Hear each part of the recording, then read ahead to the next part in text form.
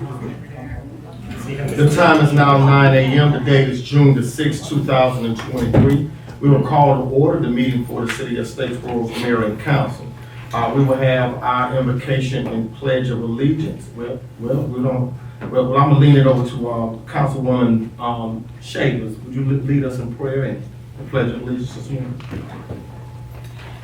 Father God, we thank you for all that you've done and all that you plan to do, and we ask you to bless us on this evening. Bless us with the wisdom, the knowledge, and understanding to guide our daily lives, and bless the council members this morning with wisdom to make wise decisions for the city. In your name, Jesus, I pray and I thank you. Amen. Amen. I pledge allegiance to the flag of the United States of America and to the republic for which it stands, one nation, under God, indivisible, with liberty and justice for all. We'll go down to agenda item 3, which is our recognitions and public presentations. The first thing that we want to recognize is agenda item 3A, which is the presentation to our finance department for receiving the Government Finance Officers Association Distinguished Budget Award for the City of Statesboro for fiscal year 2023 budget. I do want to add, and this is something that I come used loving to say every year, is that all of the great stewardship that department does with the finances and the resources of the city is to be applauded. And then this morning, Ms. Cindy West did advise me that this is the 19th consecutive year that this department has received this award. So if we will, let's give them a round of applause.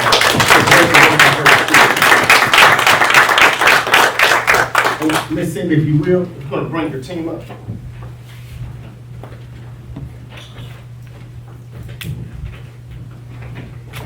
I just want to ask the council to join in here.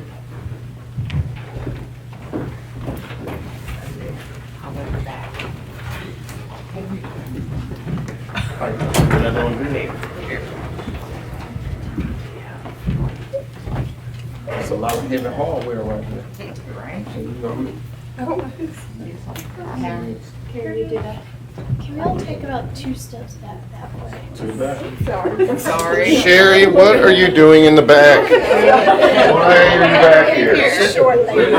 Sherry knows where she belongs. We gotta get this in the middle. Heather, That in put me there. on that side. Here. You have her. There you go. There you go. Do you Well, want what to it get is in? about Jim, this is one to be in the back row. You good? Councilman Rhodes, we have you over on that side. That's it. Yeah, I think. John's good? Ready, 1, 2, 3. 1, 2, 3. More without flush. 1, 2, 3. Dwayne's always said, oh, close. Yeah, that's right. There you go. All right, 1, 2, 3. In 1, 2, 3. One more for good luck. 1, 2, 3. Let's just check. Every time they say 3, y'all play. Thank All right. Very good, congratulations. you. Great job. Good work. Good All work. you do. Appreciate you.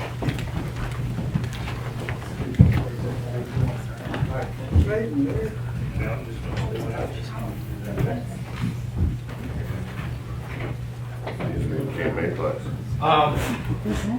We want to move down to agenda item 3B.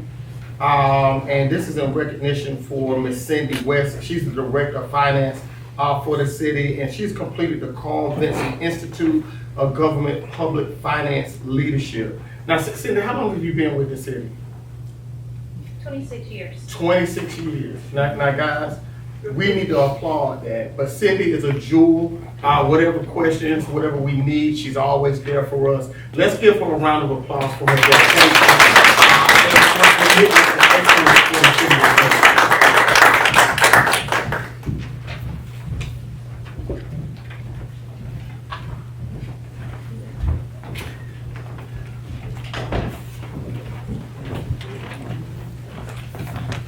This is nice, Cindy. You got it? Seal. This is she wants us to keep it out. Lynn, like to tell people what to do. 1, 2, 3. you tilt it down just a bit. 1, 2, 3. And without a flash too. 1, 2, 3. So 1, 2, 3. 1, 2, 3. And we want to give one, we'll have the council come down and participate. Okay. All right, Mr. Penny. Jason. I mean, dressed up and everything. Jason, Reading. You want that? Mm-hmm. Yep. Okay. Tilt the diploma down just Don't get it right, a bit. sir. Ready? 1, 2, 1, 2, 3. 1, 2, 3. There we go. Oh, stay in place. Okay. 1, 2, 3. Again, 1, 2, 3. 1, 2, 3. Okay, thanks. Thank you, sir. Congratulations.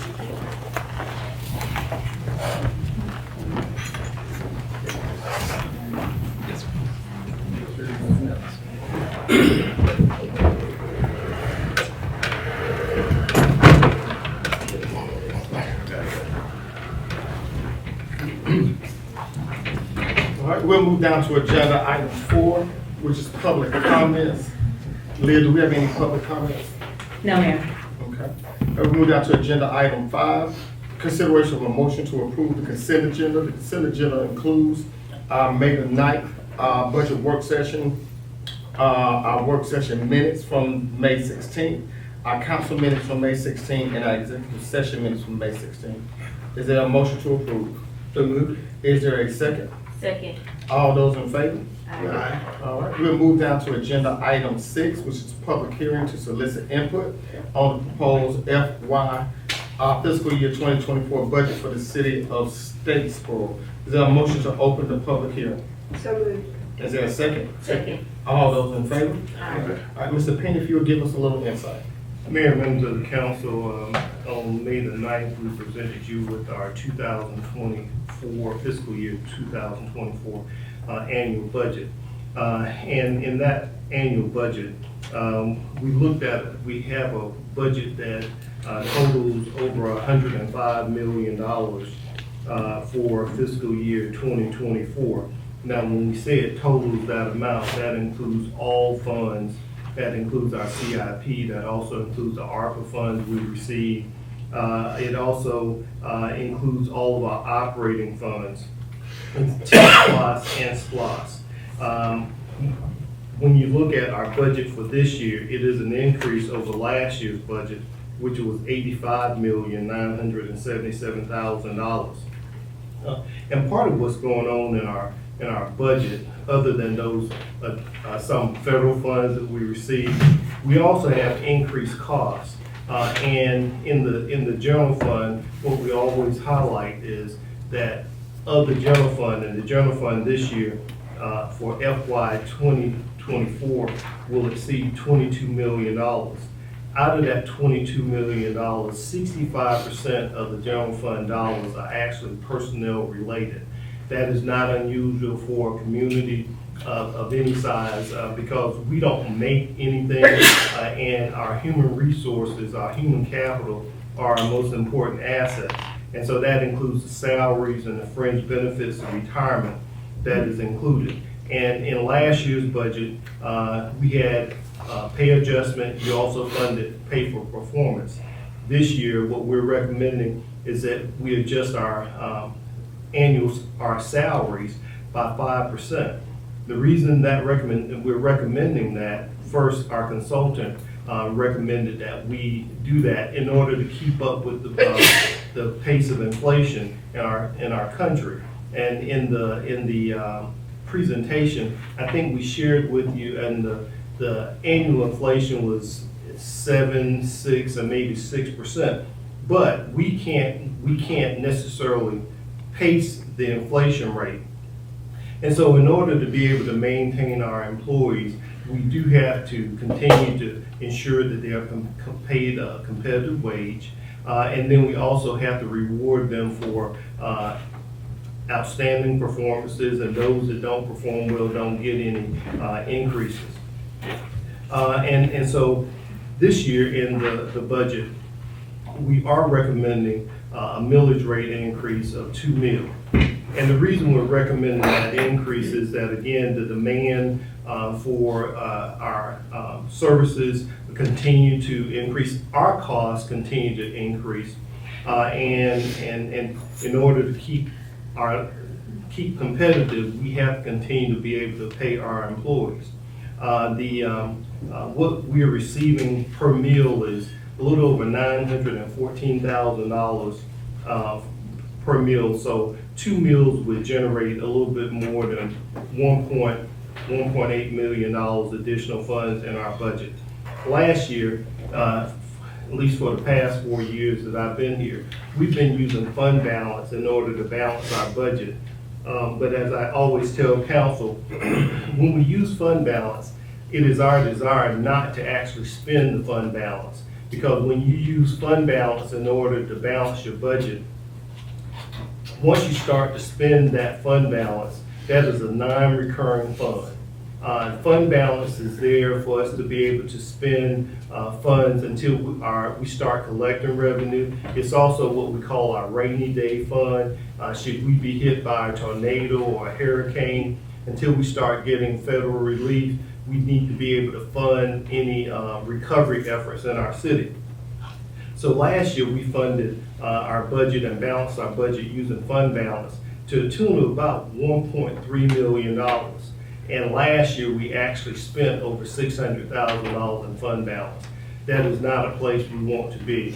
If we continue to use fund balance to balance our budget, and because of the cost increase, if we don't increase our millage rate in order to increase our revenue, what will happen is, I can almost guarantee you, if we use the fund balance to balance this year's budget, we will spend that fund balance. Therefore, we would further erode the amount of money that we have available in that, at least in the general fund.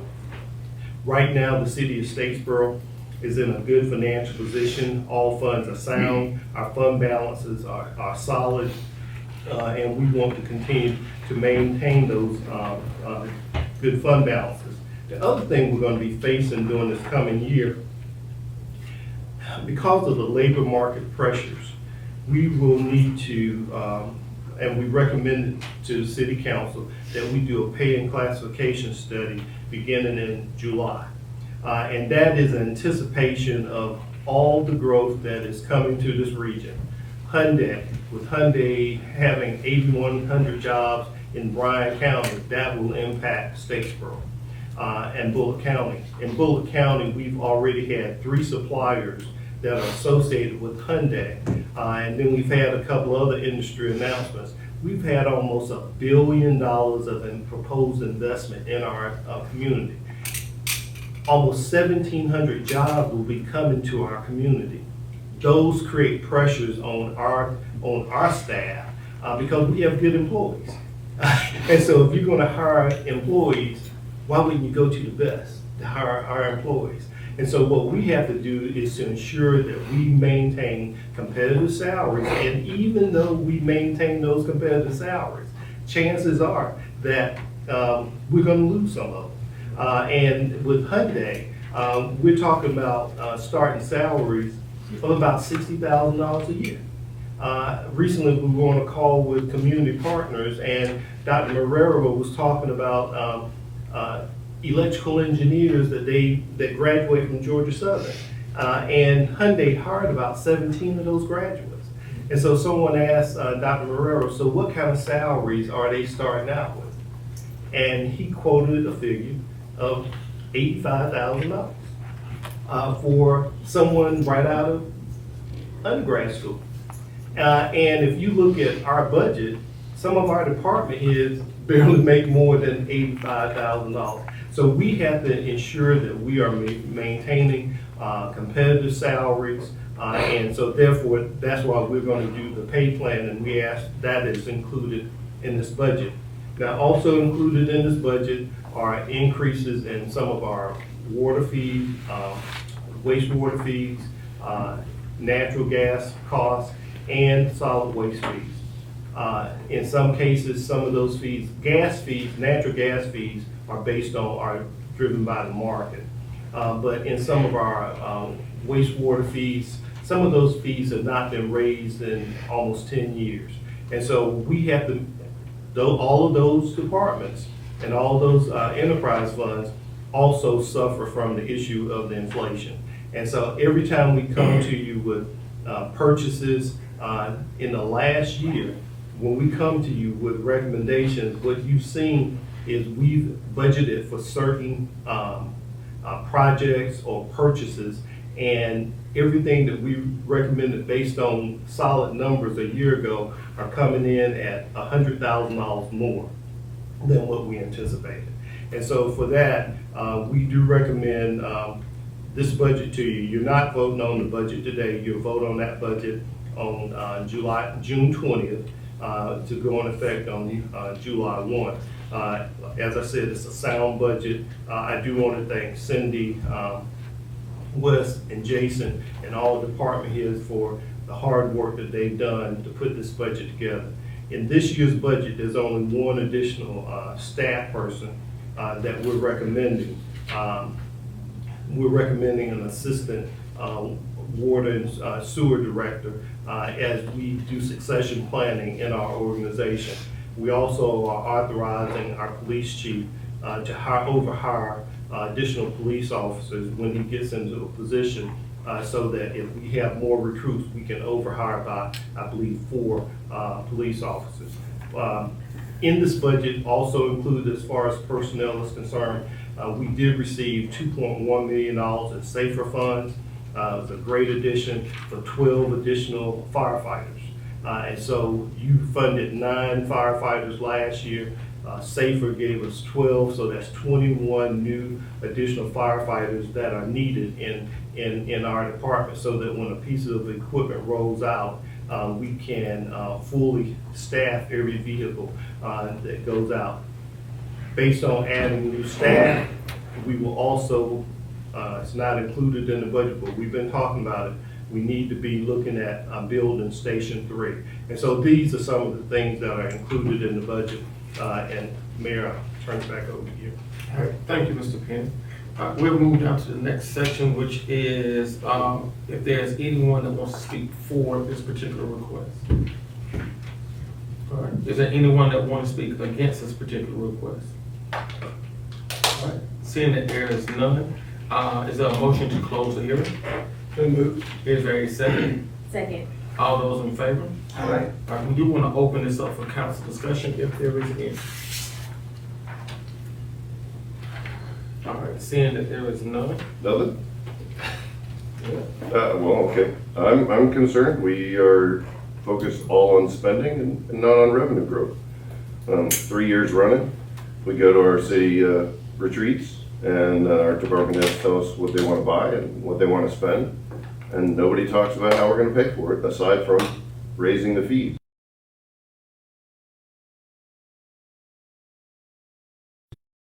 Compete by raising prices. We can't. This is the same thing that happened in 2008, is that we raised salaries over a 3-year period, and then the recession hit and revenues dialed back, and all of a sudden we're furloughing employees and on a hiring freeze, and so I caution, we're increasing our budget by $20 million in 1 year alone, 20%, almost 25%. And I still, we haven't negotiated water with the county. We haven't negotiated a long-term fire agreement with the county. The fire needs to be part of the service delivery agreement. It's got to stop being a separate negotiation. It affects our budget too much. So I mean, these are things that I'm not hearing from staff or council, and they're major concerns. If we don't focus on revenue growth, we cannot just continue to raise prices over time. If we don't have more residents here, we don't have more people that own property here, we can't just build rental properties. We've got to figure out a way to incentivize home ownership. That's how we're going to grow the city. But I don't, I'm just concerned I don't see any of that in our discussion. All we're talking about is spend, spend, spend. Well, Mayor and Council, and Mr. Boyd may have asked me a question, but one of the things that, and we did talk about this during the budget process, what is important for us as we talk about how to increase our revenues? The city has to grow, and our tax base has to grow.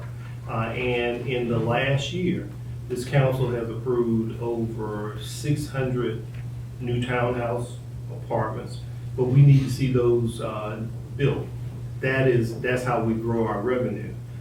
We've also, I know of at least 2 subdivisions that have been approved. One is well underway, and another one, I think off of, the one off Kiwana Road. SNS, well, that development is 120 some units. And then we have, you're gonna have coming before you at the next meeting, a voluntary annexation for, almost 41 acres for housing off of Beasley Road. Again, that's growing our tax base. We continue to see, development, out of 80, all over the city. We see it out in the, off of Veteran Moore Parkway. It's a TAD, the old registered TAD. So we are seeing development, and that is how we grow our tax base. Now, on the other side of it, and to your point, Mr. Boyd, it is important that we continue to extend our infrastructure. And as we extend our infrastructure and bring on more water users and sewer users, it creates some stress on our systems, but we're not at capacity. And that's how we increase our revenues. And so all of that is really critical, but growth and yeah, we want more homeowners, but when we build any house, when Habitat builds a house, that's tax base. And so we continue to focus on that. But once you approve those projects, we are dependent upon the private sector to move forward with the actual construction. So your point is well taken, and we have limited ways of being able to generate other revenue, but where we can, we are looking for opportunities, but the biggest way is to increase our tax base. And I think it is important, you know, with all due respect to Al sitting back there, because I know he's busily working, is that we don't want the citizens to think that the city's just jumped out here and we're spending a brand new $20 million. That's not what's happening. A lot of that, the bulk of that, is ARPA funds. And so we're looking at about $10 to $12 million for ARPA funds. And that's where we're seeing that $5 million for our housing initiative, $6 million for infrastructure. We're doing another $500,000 towards our new food bank and things of that nature. So some of these funds that we've received, they're one-time fees. We're not going to get that money back. And so once we spend that funding down, that wouldn't be hitting that wouldn't be reflecting in the budget as well. But again, there is a lot of growth. I do believe that we have to expand our infrastructure as far as water and gas and things of that nature to continue to grow. But we have to recognize that our city is in a transformative point. We have a lot of industry that's coming in. We got 6 manufacturing plants coming in, 1,700 jobs, $50,000, $60,000 walking through the door. And we want to make sure that we're building our city out in a way that it's going to be sustainable down the line. But Councilman Williams is absolutely right.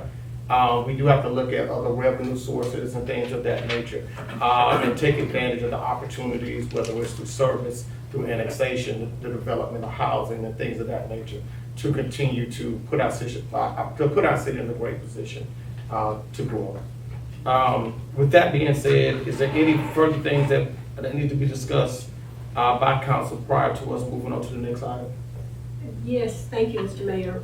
I appreciate all of the comments, and I appreciate Mr. Boyd bringing back, kind of guiding the discussion with all these things we do need to think about. A lot of them I don't have any experience in. I have to rely and listen to others.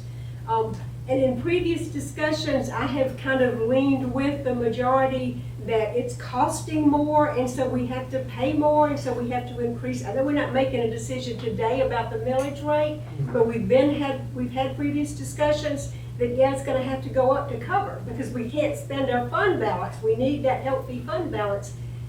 But the more I hear about how much inflation is hurting, and the fact that we have this absolutely phenomenal growth in property values here, that even if the millage rate didn't go up, people are paying more in taxes because the values are going up. And the more I hear about how that's hitting ordinary working people, the more I'm thinking, let's do what we can to alleviate it. Let's spend a little bit more of our fund balance. Maybe we don't have to go up that much. I just wanted to put that out there. But even though I've been leaning with, yeah, we gotta pay what it costs, I'm feeling a little differently about that. I'm looking for ways to try to, I mean, I know we all are, but I'm reconsidering whether we need to do the millage rate we've been talking about and increase taxes and put that much more of a burden on the property owners in Statesboro. I'm one vote, but I want to go ahead and put it out there. Any further discussion from council? All right. Seeing that there's none, we'll move to agenda item 7, which is a public hearing, consideration of a motion to approve application for alcohol licensing ordinance with the city, in accordance with the City of Statesboro Alcohol Ordinance Section 6-13A, Clark Beverages 2607 Brandon Street, Suite 1, Statesboro, Georgia 30458, license type package sales, beer, wine, and distilled spirits. Is there a motion to open the public hearing? So moved. Is there a second? Second. All those in favor? Aye. All right, Ms. Kathy, do we have any issues? No issues, Mayor. All right, Chief, No issues. no, No issues, Mayor. okay. All right, Kane? No issues, Mayor. All right, seeing that there is none, is there anyone here to speak for this request? All right. Is there anyone here to speak against this request? All right, seeing that there is none, is there a motion to close the hearing? So moved. Is there a second? Second. All those in favor? All right, we want to open it up for council discussion. Any discussion by council? So they're already in operation. This is an expansion, a move to the next door kind of thing? Right, and so you approved the first one, however, they can't expand without getting a new permit in order to, even if it's used for storage, it needs to be licensed. And so, that's why this is before you do that. It's just an expansion. So they're in the same place, they just expanded to take Yes. in adjacent space? Yes. Okay, thought so, thank you. Must be doing all right. Must be, Doing all right. yeah. Good. If I can, Chief, can I put you on the spot? Have we had any real issues directly related to alcohol stores or? We not have any issues. Okay. Thank you. All right, is there a motion to approve? So moved. Is there a second? Second. All those in favor? Aye. All right, let's move down to agenda item 8, public hearing and first reading of ordinance 2023-05, or ordinance amending sections 2-55 and 2-57 of the Statesboro Code of Ordinances in order to expand Warren Borough Commission membership to 16 members and to incorporate the mission and scope of authority for the Healthy Borough Mayoral Ad Hoc Committee. Is there a motion to open the public hearing? So moved. Is there a second? Second. All those in favor? Aye. All right, Kane, if you would.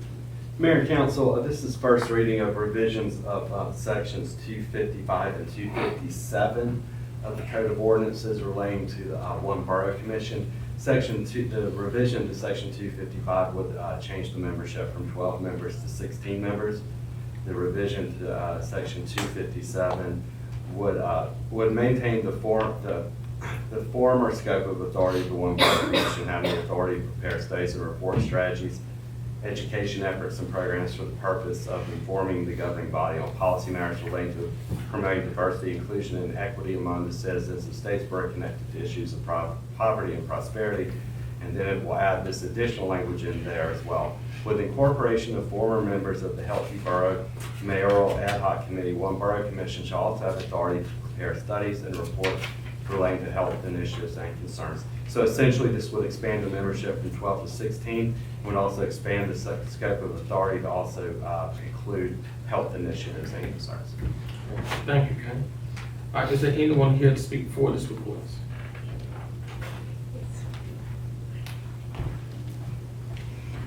Hi, y'all. How you doing? Good. How are y'all? Doing good. Okay, I'm excited. I'm very excited to be here. I'm Karen Knopfel, and I am the current chair of Healthy Borough. I really want to thank y'all for this consideration. As y'all know, health disparities are a prevalent issue in the area, and so many factors play a role in exacerbating these health disparities: natural disasters, climate change, pandemics, and more. I could spend all day talking about the health problems, but I want to focus a little bit on the solution. One of the solutions is having Healthy Borough address health disparities and offer health solutions in the area and having it be part of its goal. In doing so, one of the things that it does is it shows that there is community support and social support for health issues in this area that we as Healthy Borough have seen and we as formerly Squash Spread has seen. So I, as a person, a citizen who loves Statesboro, who I want to see my neighbors thrive, who I want to see this community thrive as we experience youth growth, fully support this proposal. Thank you all so much for your time. Thank you. Is there anyone here to speak against this request? All right. With that being said, is there a motion to close the hearing? So moved. Is there a second? Second. All right, all those in favor? All right. All right, we want to open it up for council discussion if there's any. I want to thank Karen, Dr. Knopfel, and Dr. Altman, both of whom have been involved way back when we were squashing the spread, and have also been supported through the transition to the mayoral committee. When it converted from just looking at squashing the spread over to trying to do all we can to support a healthy borough. And so I think it's a wise move to put that group of volunteers to work, continue their work under the auspices of the One Borough, who's doing other great things. So now it's just a new subcommittee under One Borough, and I applaud them. Thank you. Any further discussion? I don't have any real issue with the combining of the purposes, but I will again caution of making 16 people voting members of the board. I'll just put out there that there's a local nonprofit that's in the news this weekend, and as a result, that group knew there were problems for a long time, but because there were so many people on the board that you couldn't get enough of a consensus. So I caution you, once you get past 11 people, and especially since you have an even number, I mean, honestly, if I was trying to make a committee ineffective, I would put as many people on it as voting as possible, because then nothing gets done. It's just my caution. It's been my experience in many committees over the years, that the more people you have in the voting board, I mean, even groups like Kiwanis and Rotary don't have an executive board that's big. You know what I'm saying? Chamber doesn't have one that's big. They have a small group, and then they have many subcommittees that feed up. And so that's just my concern. I'm gonna vote no as a result. So I hear the concern, and I share it. I haven't been involved with that many big, large, but it makes sense that the more you have, the harder it is to get a quorum. I guess the thinking is, and I did check with Dr. Smallwood, Stacy, and he said they have not had a problem at One Borough so far with having a quorum, with having 12. And so I guess the thinking was they want to just automatically move the leadership from the Healthy Borough into the leadership there. I guess is the thinking while we went with the 16. But I did talk with them, and they think it's workable, and so I guess they can always come back and say, we were wrong, we need to cut it back, and we can do another amendment next year if we need to. I mean, we're this far into it, I'm okay either way. But they thought they could make it work. Any further discussion? All right, seeing that there is none, is there a motion to approve, to move the ordinance forward? So moved. Is there a second? Second. All those in favor? Aye. All right, any opposed? nay. All right, move down to agenda item 9. Consideration of a motion to approve the Statesboro Police Department towing rotation and record agreement for fiscal year 2024. Mayor, members of the council, this is an annual record rotation, and there are no changes to it, but it comes for you every year. Any discussion by council? Seeing that there's none, is there a motion to approve? So moved. Is there a second? Second. All those in favor? Aye. We move down to agenda item 10, consideration of a motion to approve an easement with the Fulton County Historical Society, place a historical marker on city and statewide property adjacent to the Hart Park, recognizing the Dover and Statesboro Railroad. Mr. Penn. Mayor, the Fulton County Historical Society they've actually already purchased the marker.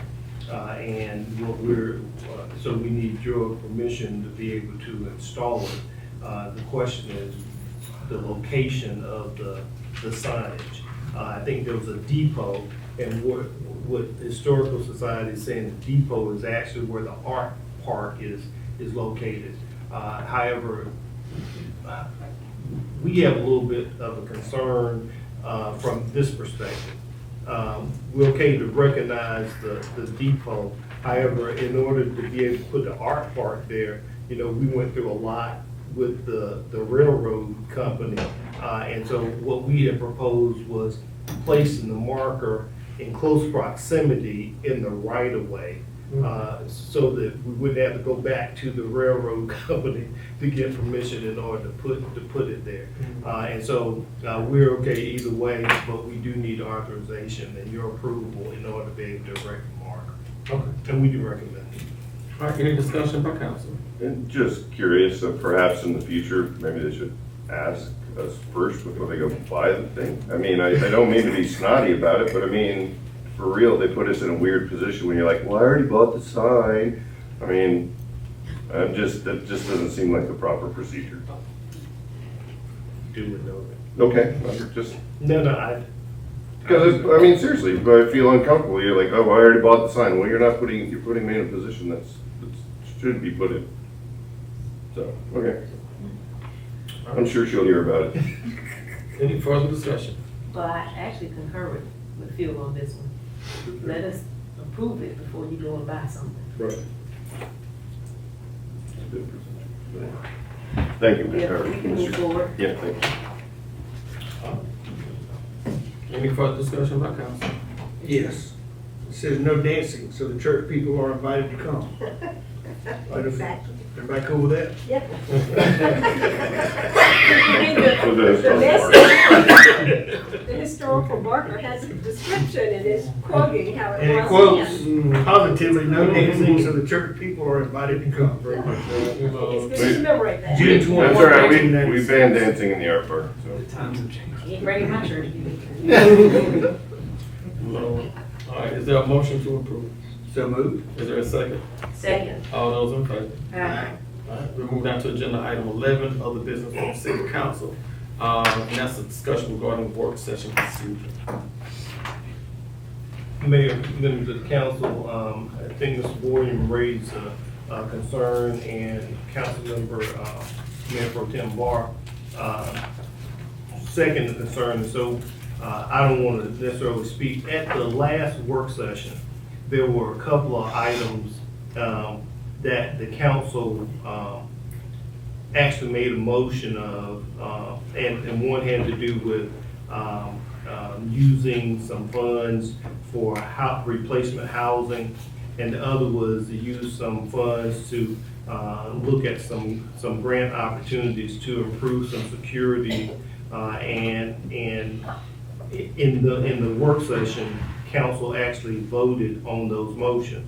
And so the question, and I don't want to speak for Ms. Boyer, became a procedural issue, and so this morning we put this on the agenda to have an opportunity to discuss, just to make sure that everyone was clear about what happens.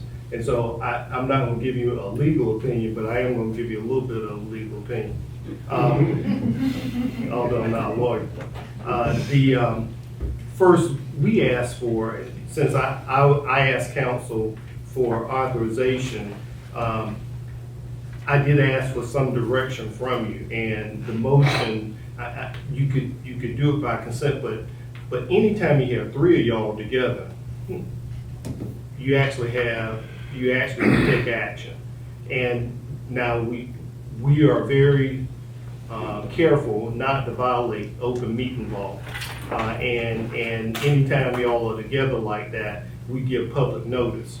And in this case, you were sitting in a work session, and so you are an official body and you could actually take action. For me as staff, as your staff, I simply ask for direction from you, and the motion actually gives me the direction that I needed in order to be able to move forward. Now, what that motion did, we're not going out and actually taking any action. It is actually going to come back to you for final approval, but it just gives staff direction. For example, with the house replacement housing, we will actually develop the policy, and in your FYI information, there's some recommendations for approval of some policy changes that will be on your next agenda. But by having you give me that direction, it could be by consensus, but motions give me a clear direction as to what your desires are. And so we don't do it very often, and even in that session, I asked you if you wanted to come back into the regular session and let me bring it back up to you, and y'all chose not to do that. But anytime this body is in a room and our city attorney just left. I'm sorry, so I want to hold it until the city attorney is back in the room. Because I'm not comfortable in giving you legal advice. I'm a manager, not a lawyer. Okay. No. Can't walk out really smooth. Yeah. While we pause on that, Mr. Mayor, maybe we could take this second, or I'm sure Mr. Penny's gonna touch on it too, but to thank Miss Olympia and everybody else who made our first downtown live. Oh, man, you know I was getting to that. Yeah, We had a good time out there. Thank you, congratulations. Let's give her a round of applause. People were dancing in the street. That was a good time. Can't be waiting on you. Mr. Peters trying to give out legal advice. Yeah, okay. And so, and at this point, I'll just stop and hear from council. But obviously, we don't want to do anything that makes any of y'all uncomfortable. And we certainly don't want to do anything that makes the public think that we're not being transparent about the actions that are taken by city council. And so I'll leave it. Any discussion by council? Look, I understand that anytime three of us get together, that we have the ability to make decisions for the city. But I also realize that we have an obligation to let our citizens know, as well as our council know, when these types of decisions are going to be made. And so when you have a business meeting and an agenda, an official meeting where all these people show up, this is where we make policy decisions. Now, in our work sessions in the past, and this is 11 years past, or 15 years past, it's been mostly an informational session until recently when we've started making some policy decisions in these meetings. And again, from a public standpoint, a work session is educational, even for me. It's educational. It's not as important of a meeting as our business meeting, in my mind, in the way we've operated before. Now, if we're going to start doing policy in work sessions, then I'm going to ask that we don't put any policy decisions in work sessions, only information stuff, because again, it's misleading to the public when we're making business and policy decisions in a work session. A work session is to hash it out, not a deciding place. And I'd like to, if we're going to do this,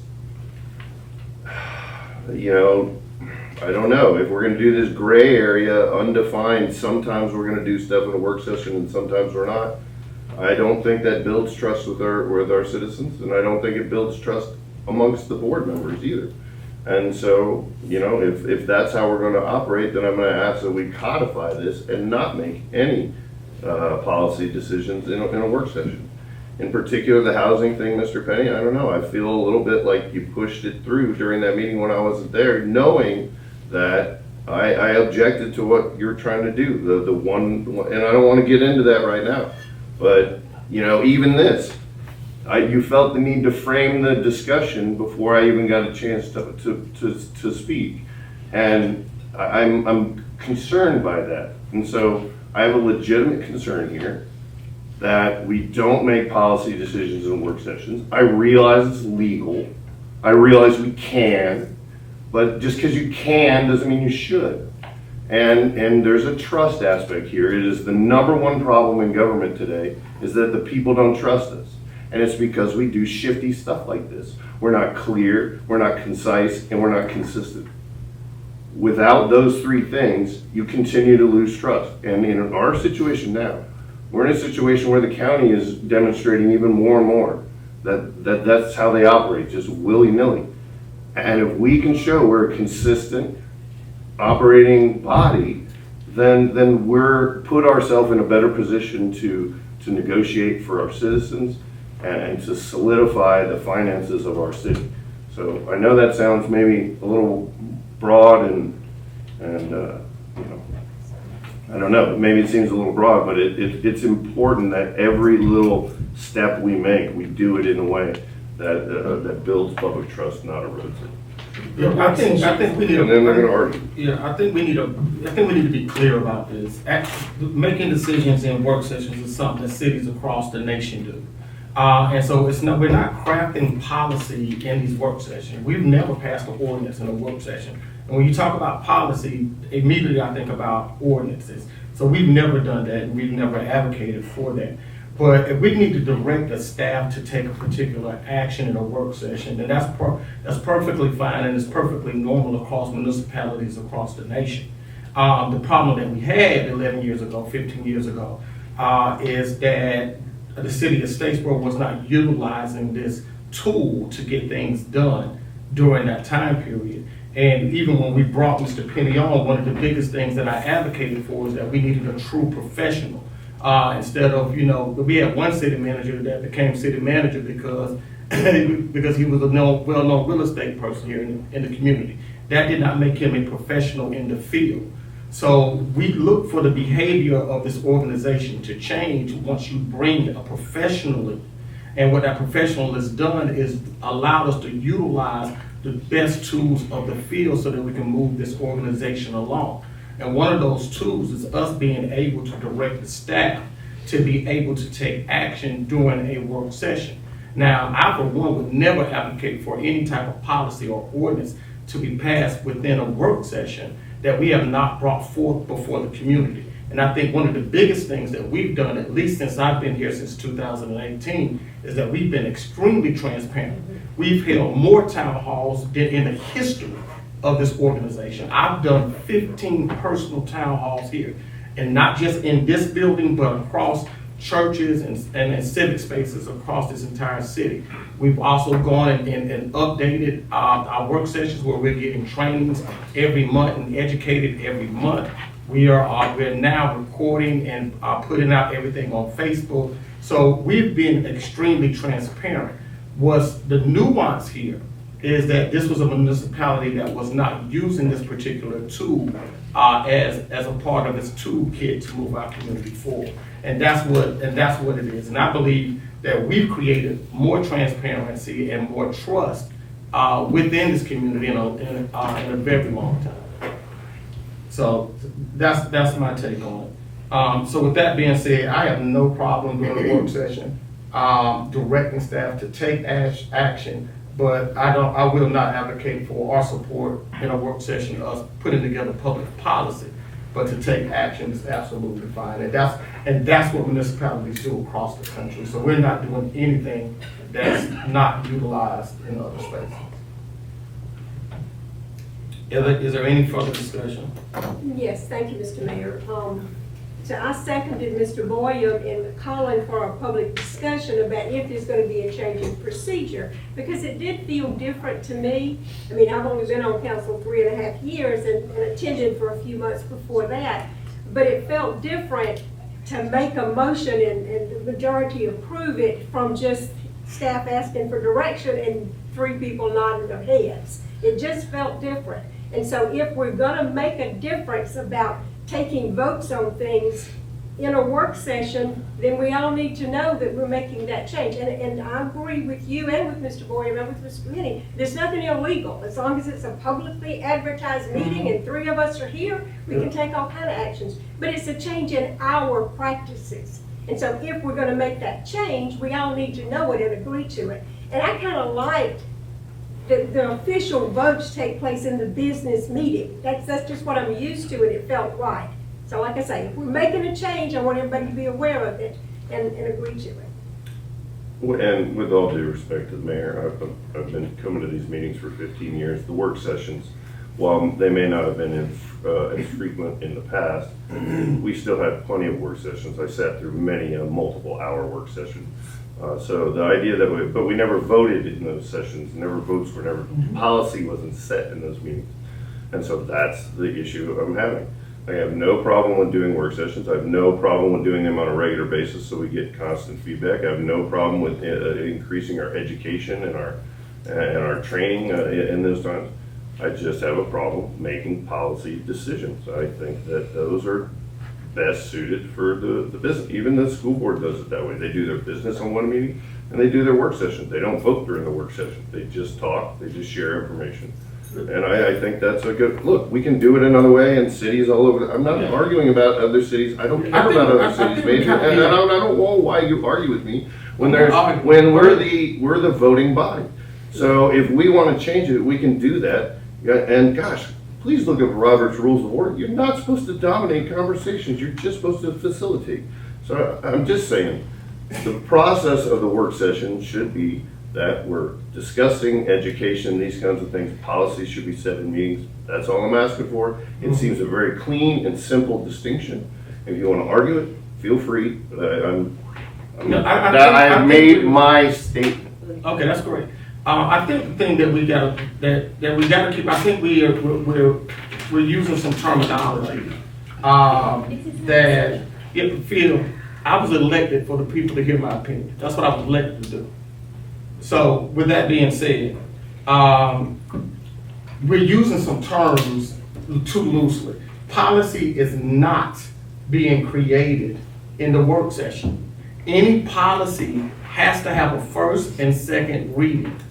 But if we can only tell the staff what to do, if we can't sit in a work session and say, staff, we need you to create an ordinance in and around bubblegum machines.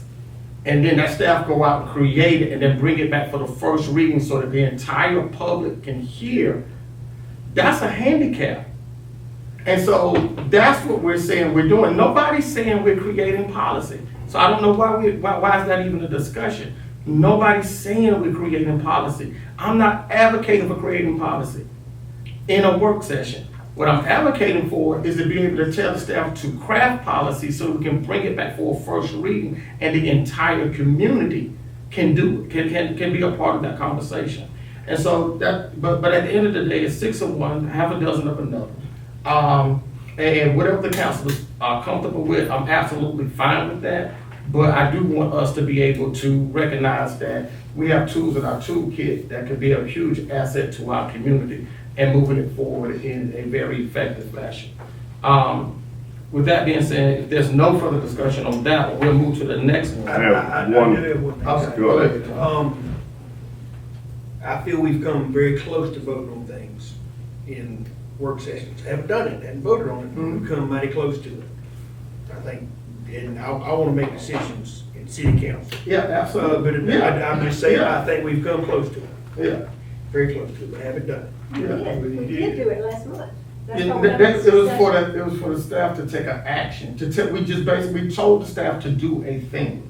And then we got to be clear now. And A work that's exactly what I'm session. talking about. I don't think that was direct policy. but I think it was- A work session, whenever we come together, and I understand John's situation, I understand Phil's situation, because the city has been slapped with with the Sunshine Law situation. And yeah, we're not sitting at no dinner table down in Savannah making decisions for the city of Statesboro. The work session is a publicly announced. The entire community knows exactly what's happening. So anybody in the community can come to that. Now, it's not the situation where we got elected officials sitting around a dinner table. That's not what the suit was about. I'm just saying, as I ain't talking about that. I don't even care to talk about that. I had nothing to do with that. But what we're not having is a conversation around a dinner table or a card table or whatever, making decisions for the city. Everything that we're deciding is in the public's eye. So we're not doing anything that's behind the scenes or anything like that. But it is absolutely fine. It may not have been the behavior of this organization for many years to direct staff to take an action on a particular thing during a work session, but it is absolutely fine. And there's no malice, no hidden agenda, no clandestine effort in directing staff to do anything during a publicly announced work session where we have the newspaper or whatever, or Grice Connect Act. You can't get, a work session and this right here, you got the same access, the same folks, the same type deal. But again, it's 6 of one, half a dozen of another. It's not across the dial, as far as I'm concerned. So whatever the council wants to do, I'm absolutely fine with that. But I do want to be clear, that there's nothing nefarious. That's the point that I'm trying to get across, that there's nothing nefarious about the action. No, I'm not even sure why you're bringing that up because no one's even claimed that. So I'm not sure why you're defending something that nobody even said. I'm not defending, I'm making points of clarity for you. I think we were all clear. No one said anything was untoward. We pretty much started that way. Okay. But I will say this, not all policy is a ordinance. Ordinances are one way we set policy, but we set policy in many other ways. So when I'm saying we're directing the city and directing policy, it's not just creating ordinance. Okay. Thank you for your point of clarification. Thank you. All right, we'll move down to city manager comments. Mayor, members of the council, I have a number of items I want to share with you. Only give us 2. Good. I'm gonna have to tip out in a minute. Just want to let you know that this is our 3rd year of Youth Connect. This is our 3rd year, and I think we have a couple of Youth Connect folks in the audience this morning. And do you mind if they introduce themselves? That's what we want. Come on, introduce you. Come up to the mic and introduce yourself. Good morning. Good morning. I'm MJ Wade. I work at HR. Okay, good deal. Good deal. Can you tell us what school you went to? You go to? I go to Statesboro High. Okay. Blue Hill. That's right. My name is Zoe Lee. I go to Statesboro High, and I'm at the Human Resources. Okay. My name is Jayla Brady, and I work at Planning and Development. Okay. Statesboro High.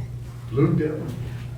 So we have 33 young people working with us, and they started a week ago. And they spent 3 days of training in this council chambers, and we have a few that are working with the city, but we have a lot more that actually have been placed in private sector, and they will work for a 5-week period. So at the end of June, that time will end, and we'll have a session here where we recognize them and have them speak about their experience. So we want to appreciate Dr. Mitchell and Mr. Bynes for their effort, and Dr. Patterson was involved. We also had about 20 of our youth council members that were also trained. So for 3 days, we had young folks everywhere in City Hall, and so we wanted to just recognize them. And they even worked the Downtown Live concert. Some of the youth council members selling water and soft drinks, and so we appreciate their enthusiasm and their parents for allowing them to be a part of our program this year. I did want to recognize and thank our staff for the Downtown Live experience. We want to thank DSDA, the Statesboro Convention and Visitors Bureau. We want to thank Grice Connect and Statesboro Herald, and I want to appreciate our staff, Olympia Gaines and her leadership, and Lane Phillips and her marketing efforts and her leadership as well, some of the artwork and that big sign at the back of the stage that she put all that together. And then Jason for his direction and leadership, and our public works folks. Yes. They did outstanding work, and you're still getting compliments on our downtown live, and so we invite folks to come out, I think on the 29th for the Grapevine Band. And so we're excited about that, and we just pray we can still have good weather and moderate temperatures for those future events. Then the other thing I want to mention is that we're doing a lot of work. We're going to be hosting the zoning and development open house on June 13th from 6 to 8 p.m. at the Statesboro First United Methodist Church at 101 South Main Street. And this is a part of that effort to educate our public on the proposed changes to the Unified Development Code. And so that's the beginning of that process, and we spent quite a bit of time with Caleb Brassico and our planning staff, and now we're going to start getting feedback on the efforts moving forward. So we want to make you aware of that. We do need council's authorization. The Elks Lodge, I think on James Street, they had a fire, I guess about 3 years ago, and they had a license, an alcohol license. Since that fire, they were closed and their license became inoperable. They were grandfathered because it's a non-conforming use. However, they've since come back and asked to apply for a license. Because they were a non-conforming use and they have been inoperable and they gave up their license, we cannot issue them a license. We cannot even start the process. So in order for us to be able to start the process, we would have to have direction of this council in order for us to start that process, and you would have to vote to authorize us to do that. Now, that doesn't mean they automatically get a license. What that means is that right now, we will not even accept an application from them. We will not do any staff work to determine if they should be given one. And if you authorize us to do it, what will need to happen is we will have a public hearing in this setting, and the public, the folks that live in that area would have an opportunity to come forward. That area is zoned residential. That building has been there for a number of years, and so I'm sure there'll be some residents that might not want it there. It might not want them to have alcohol, but in order for us to even initiate the process, we would need your authorization to start the process, take an application. And the Elks Lodge on James Street. I think they had a fire about 3 years ago. So I'm asking you if you want us to take the application. If so, we would need a vote by this body to be able to do that. I don't know, can we get a history of what they were like when they were operating? Kane and Leah. Did they have any violations or anything like that? I mean, can we do a little research on that? We can look into it. Are you saying you want to wait to have that information, or would Yes. that be a part of the That process? sounds right. Yes, I would like to wait. I would not vote today because I'd like to use that information to decide whether or not to move forward. And only because, again, this really ties into the whole pop-up parties thing, and I think the Elks Lodge was one of those places, but I'm not 100% sure, so I don't want to cast the spirit. Yeah, these folks, they don't really have a license, and they just throw a party, and they take tickets at the door, and you get punched in a bathtub, and I mean, it's nuts, yeah. Or is it, okay, so my only discrepancy with this is if it was different owners, and different owners allow different things. That's And why then you need all if that you go off the research. history of a previous owner and they had all this stuff going on, you have a different owner, then they're held accountable for something.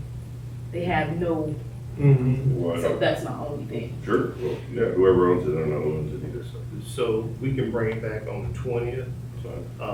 Staff will not receive an application until you actually authorize it. We can give you the history if there were calls for service, but again, it's been more than 3 years since they've operated. And like I said, it was a non-conform use, but we can get you all that information. We'll bring it back, but it'll be under, we'll put that information at FYI for your consideration at the next meeting. All right, thank you, Mr. Chairman. Okay, let me see, a few more things. Did want to just make sure that in the FYI, we had a memo in reference to the housing rehabilitation program. We want to let you know we are getting ready to go out for another 20 houses. We did finally get some contractors to start rehabbing about 6 homes. But as a part of this, at the next council meeting, we will be putting on the agenda some amendments to the policies as it relates to replacement housing. And if council wants us to use the interest that we've earned on the ARPA money to be able, some of these houses are more severe than what $50,000 can do. And so we're recommending that we be able to do 3 houses in the replacement housing program. And so it also means that we Just on the interest alone. just on the interest alone. And so what it would also mean is that we would need to extend the affordability period for those homes. So right now, for someone getting housing rehab, the affordability period is only 5 years, but for replacement housing, and we're going to be expending a lot more money, we need to extend that affordability period. So that would be on your next agenda on the 20th of this month. Also want to call to your attention the roadway assist program memo, and Chief Mike is implementing the use of some interns to free up police officers when we have assistance required by motorists, and instead of tying up, these folks are being trained by the police department in how they can provide assistance on the highway. You have motorist assist. And so now in Statesboro, we're going to have motorist assist inside the city limits, but it's 2 interns that are working in the police department, and wanted to make sure that that was called to your attention. On a little negative note, a couple of weeks ago, y'all approved a consultant to prepare the Whitesville CDBG application. And we received a memo, and I think that memo is in your packet, from DCA. And because we use sole source, that there's a process that they would allow us to use. And at this point, because we didn't follow that process, we are not eligible to submit the application for the CDBG program for this year. However, for Whitesville, but at the same time, it doesn't mean that we will not be able to do some work in the Whitesville community. We'll still be able to do some housing rehabilitation. We'll be able to pave streets, because we're going to be using some of our funds anyway, between ARPA and some T-SPLOS.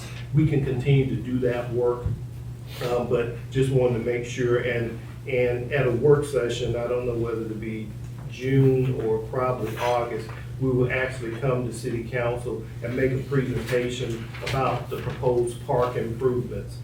So it throws us off just a little bit, but to me, in the long term, by the time we submit the application in April of 2024, we should have a track record, because we should have rehabilitated some homes and all. And so it's we apologize to the folks in Whitesville, and I apologize to the council for putting you in this position, but just wanted to call that to your attention as well. In the FYI packet, we also, at the last meeting, you had directed us to bring back, and Councilmember Mack is not here today because of health reasons. But we included in the packet information on council pay, and if you look at, well, under item 4, council pay has not been increased since 2006. And so what we also included was a survey of what we see in other communities, and there's a recommendation, so I didn't know whether council wanted to hold this until the next meeting, but we can put this back in your packet for when everyone is here to have this discussion. However, if council is interested in moving forward with increasing council's pay, we would need to get this on the agenda, get a resolution adopted by council so that we can advertise it, and it has to occur before people start filing for office. And an increase would not be an immediate increase. An increase would not take effect until after the new council is seated. That could be the old council, but you have to have an election, which will be in January. The election will be in November, but the new council will be seated in January of 2024. So we need some direction from council on that matter. Council. Next time. Yeah, I think she needs to be here, she proposed it. Okay. I would agree that we would defer it. And we can also note, as for your information packet, that of the 16 cities our size, ours is one of the lowest in inflation, and it hasn't gone up in almost 20 years. Just for public information, that's why we're talking about it. And I'm gonna make sure I'm not talking over there. Okay. And with that, I want to call on Leah in reference to Greener Borough. Yes. Board. Thank you, Mr. Penny. Good morning, Mayor and Council. In the FYI packet that we sent out, KSBB, the Tree Board, and Greener Borough need appointments made. And we're going to open up those applications, and they'll close on June the 16th. Now, the Greener Borough, at first it was just one appointment that needed to be made, but that is now 5. So I just wanted to put that out there for y'all. So be thinking about anybody who would like to apply and would like to volunteer for that. Thank you. All right, any further discussion? All right. So we go down to public comments. I know we do have one individual that signed up, and that's Michael Pratt.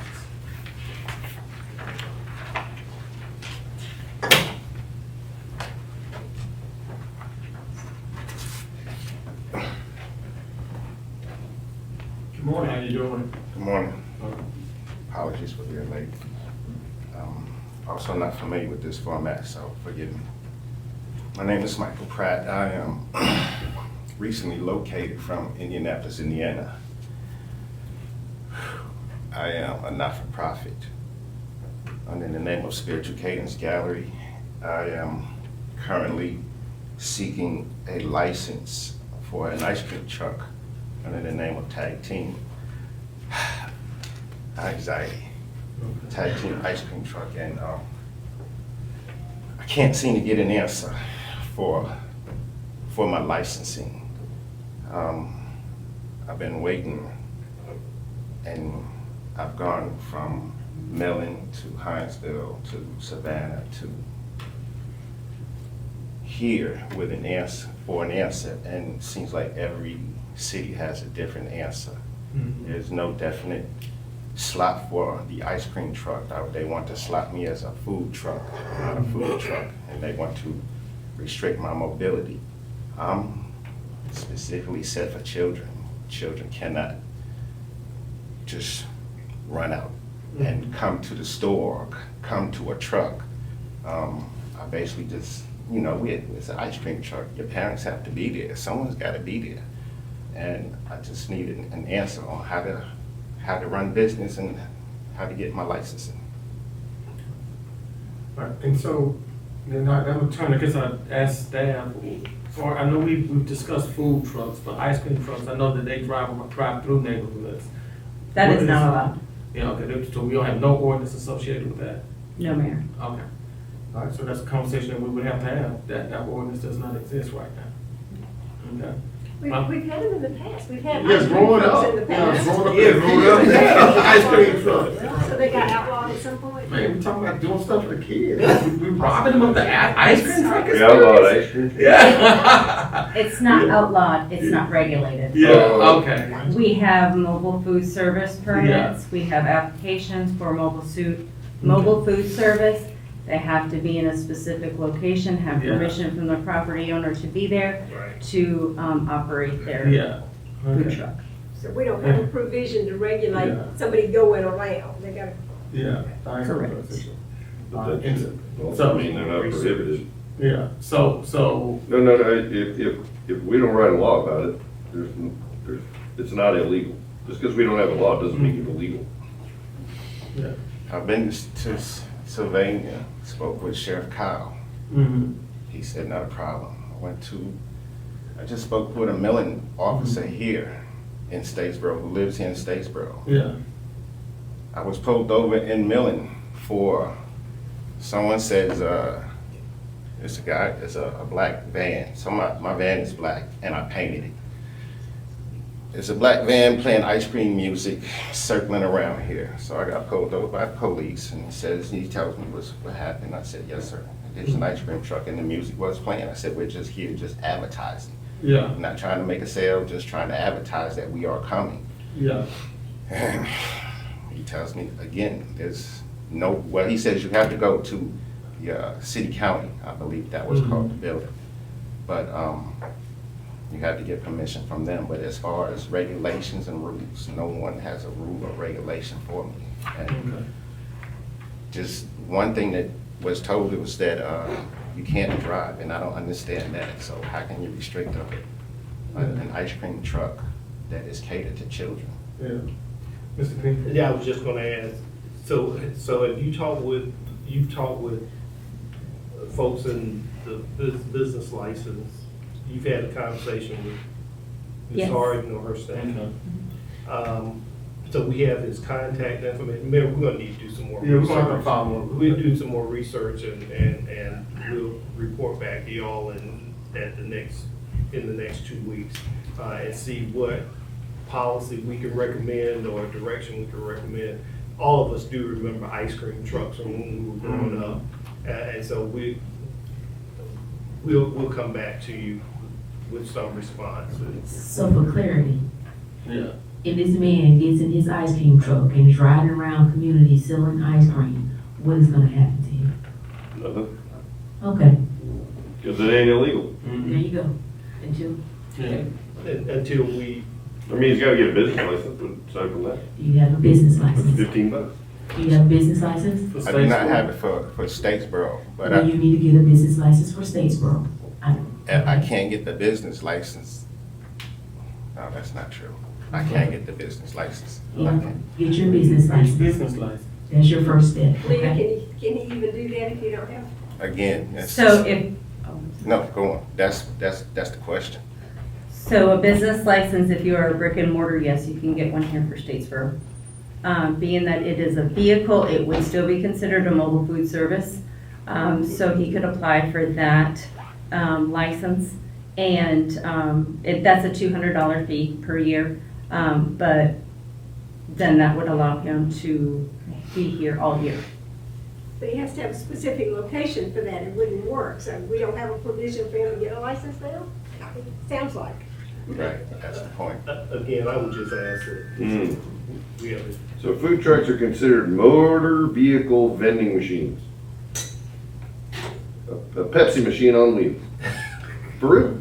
And it's But I because it's all remember the prepackaged. discussion. There was always concern about where it had to be located because you can't be too close to a restaurant. You know, we do have a lot of rules Right. about it. So I don't know how we can fit in right now. No, but what I'm saying is, he's not considered a food truck, it's considered a vending machine Mm-hmm. on wheels. So it doesn't apply to food truck regulations, it applies to just, he's a mobile vending machine.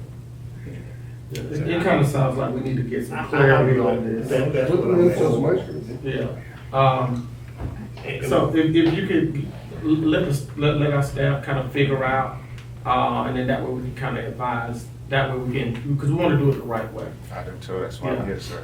In the Yeah, so- meantime, am I allowed to sell any ice cream or not? We can't answer that. Yeah. We need to do Yeah. our research and we'll come Yeah. back to council. Yeah. Okay. Well, our attorney says we can't We have answer your that, so contact we, information. that's what our attorney say, so I'm gonna do what the There attorney has say. to be he has to have a state license to Yeah. sell frozen dairy products. Yeah. So anything we tell him he can do it, no. Because Yeah. the state says he can't, so we can't tell him he can't. You gotta have that permit under Yeah. Georgia Administrative Code. It's very set out, very straightforward. You didn't give me some direction, you gotta have a permit, right? You gotta have one from the state. Any question, Kane?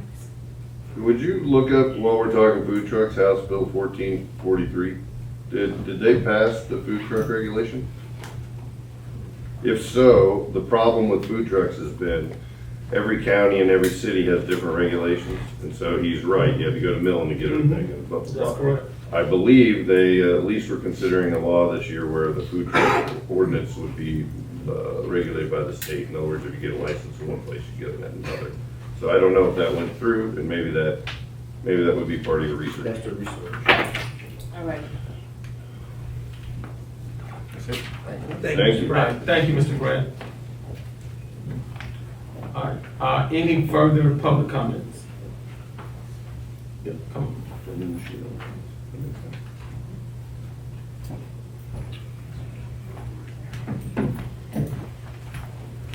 Good morning. Good morning. My name is Kevin Lewis. First of all, I want to start by apologizing to Ms. Schaefer. I owe her an apology. And I want to do it publicly, not on the phone, not any other way, but I do owe you an apology. You know what I'm talking about. If you want me to share with you, I will, but It's up to you.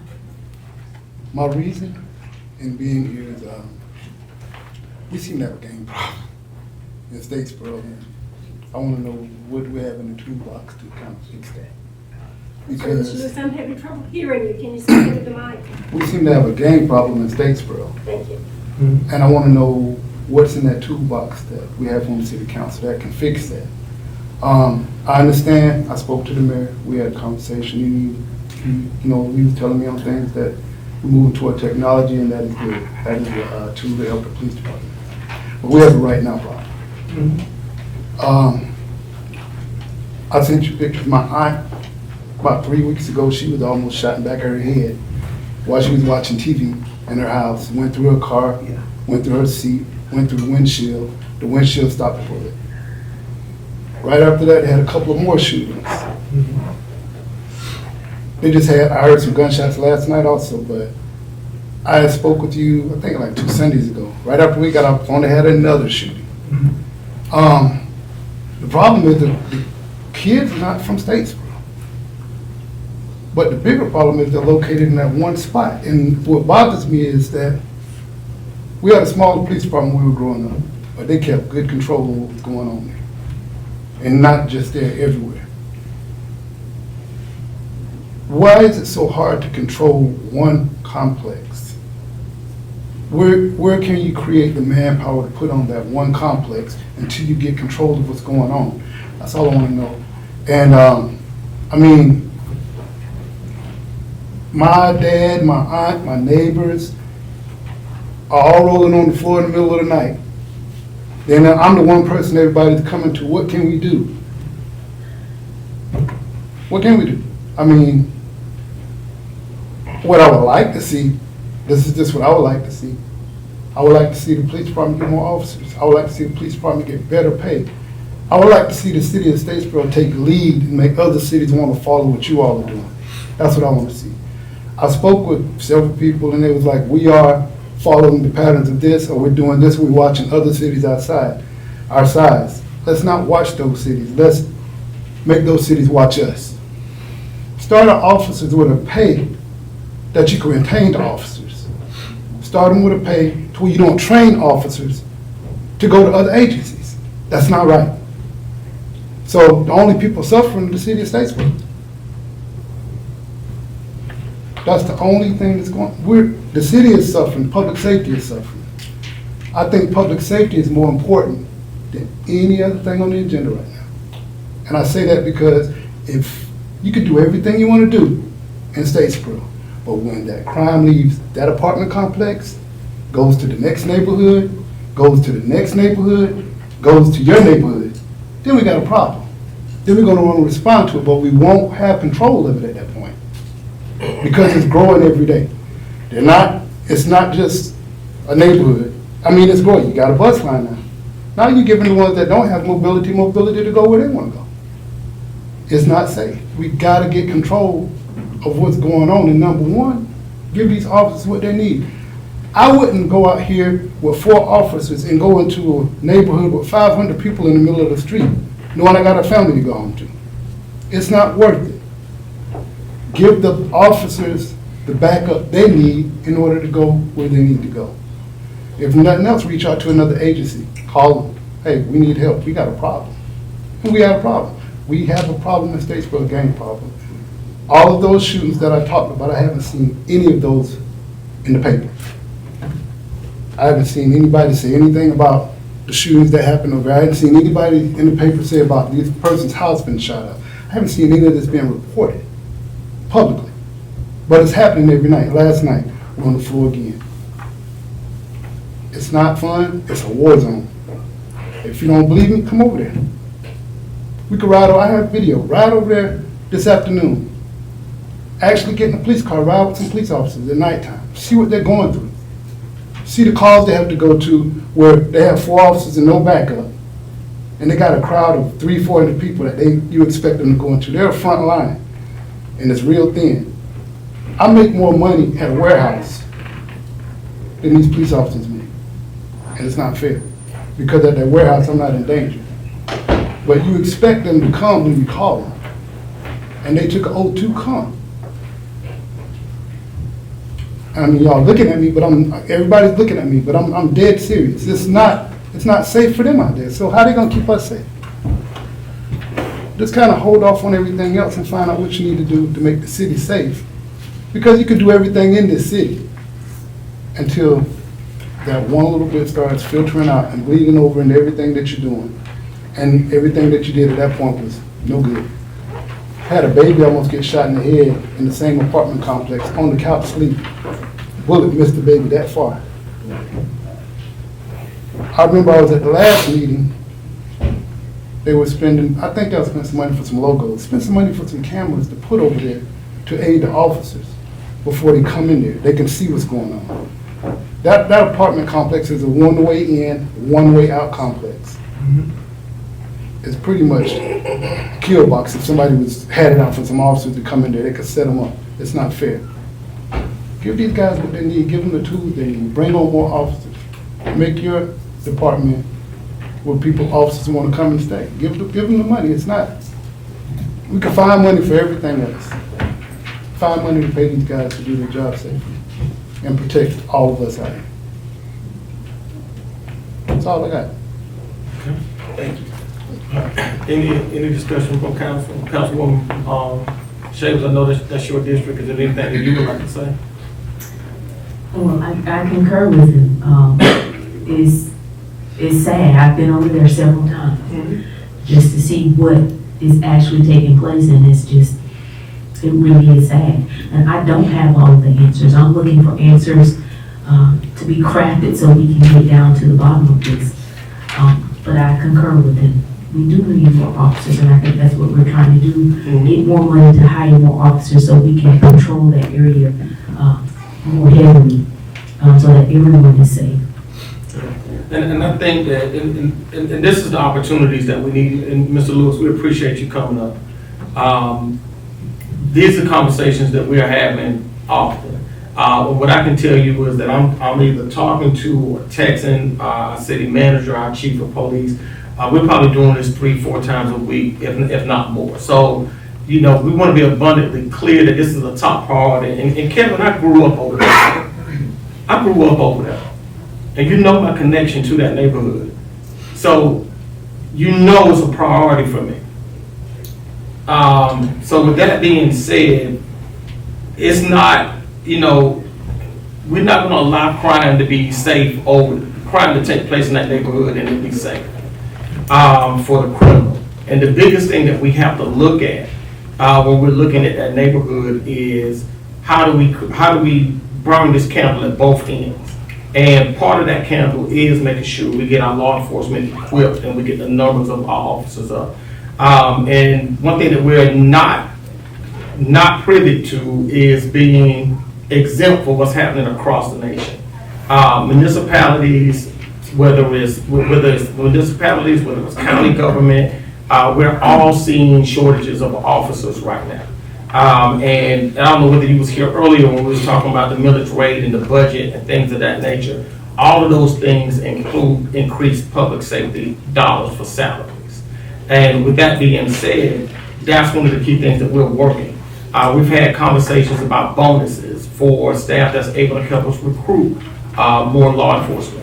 So that's going to be key to us being able to be successful in recruiting and maintaining officers. But public safety is just more than the police department. I understand. And I'm just saying in general, I'm not really speaking to you, I'm just speaking to everybody. Public safety is more than just the police department. If you see something going on in your neighborhood, you got to say something. If my neighbor Xander was, if something was going on that was illegal at Xander's house, I'm calling the police to let that know, because crime is something that you cannot play with. It's like a cancer. And if you, and I just use drug sales as an example. If someone is selling drugs in your neighborhood, that's not in your interest, right? Because the person that's selling drugs, that person is going to have to carry a gun, because somebody's going to be thinking about robbing the person with the drug money. And so if he's got to have a gun to protect himself, and the person that's going to rob him is going to get a gun, then if you got guns and illegal activity, violence is going to ultimately happen. Those are the things that we have to look at. So when we're looking at the police department, that's one part of it. The other part of it is that we got to have individuals that's living in these neighborhoods, our communities where crime is high. We got to get them to actively take a role in saying, we got to get you out of here. And then the other piece to this is what we've started doing since I've been here, and that's investing into young people. Our young people have to see that there's another route that they can take in order, and instead of getting involved in what they're seeing every day. And we got young people in here right now. And so with that being said, this is the candle that we have to burn on multiple ends to work to get our communities safe. But immediately increase policing of the area. Yes, we're going to have to, use some different nuanced strategies to make sure that we can capture those that are committing crime, and then take steps to make sure that it's not occurring. But we don't want that to happen in our community. Go ahead. I hear what you're saying. Everything is good. Mm-hmm. That's down the road. The problem that I have is the kids are the ones out here with the guns. Mm-hmm. The kids are the ones out here breaking in cars. Mm-hmm. You can ride down Johnson Street, you can ride in Mars Heights, you can anywhere you see kids walking together in a group with backpacks on, I guarantee you see about 2 clips this long hanging out from under their shirts. Mm-hmm. So I really applaud what y'all are doing, because that's good. But we have other kids out there that's not looking at their future, they're looking at right now. And the problem is right now is in front of them. Mm-hmm. They gotta walk out of their apartment complex to go to a bus stop, where you got 5, 10, 20 people out there selling weed. They see this going, they see this coming. So, how many officers do we have at Statesboro Police Department? How many we have total right now? 70. So we're authorized 79, we're short 13 today. Yeah. So we have 60-something officers. Yeah, 66. Mm-hmm. Why are we running for 1 officer per beat and a supervisor, pretty much 5 officers per shift? Well, Mayor, Go ahead. No, you just, we would be glad to talk with you about, but as far as trying to get into the actual operation. I just have a question. And I understand you have a question, but again, we are live, and we would be glad to talk with you. However, I am very sensitive to making sure that we have officers in order to do our work. But we also don't want to put out information about policing. Sir. Let me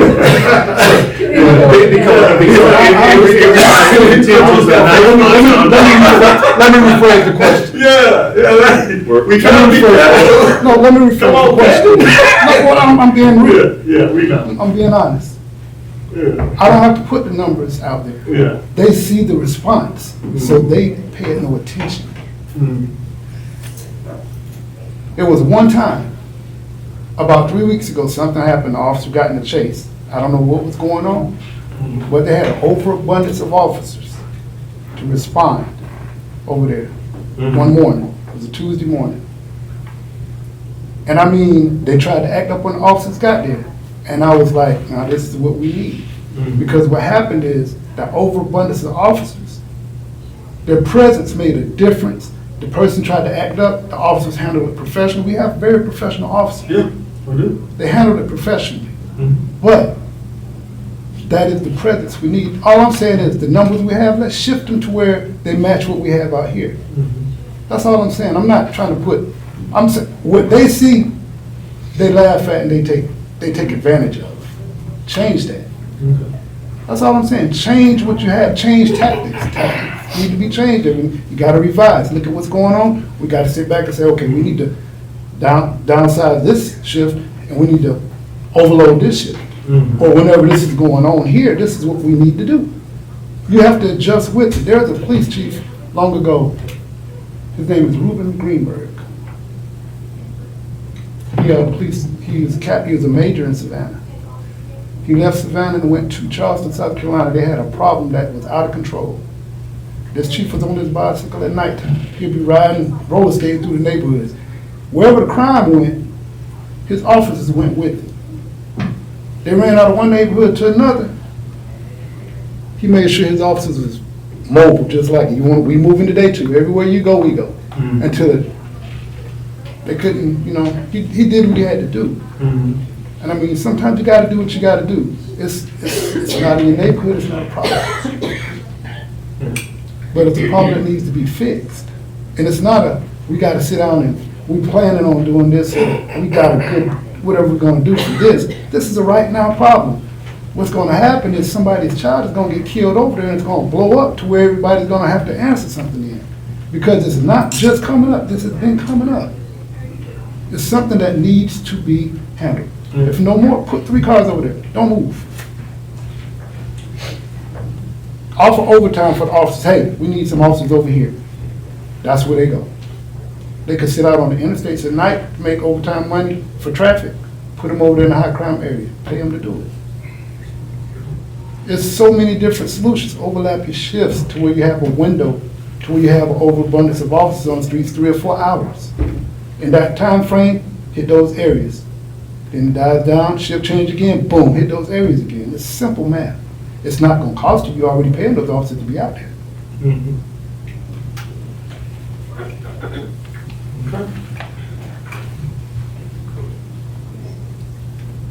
I mean, we're not gonna answer right here. I'm not saying answer right now. I mean, it's nothing hard to do until somebody dies, and then, you know, we gotta come on here and say, hey, we had a child killed over here, we're trying to do this. No, let's not try to do anything. That child doesn't need to die.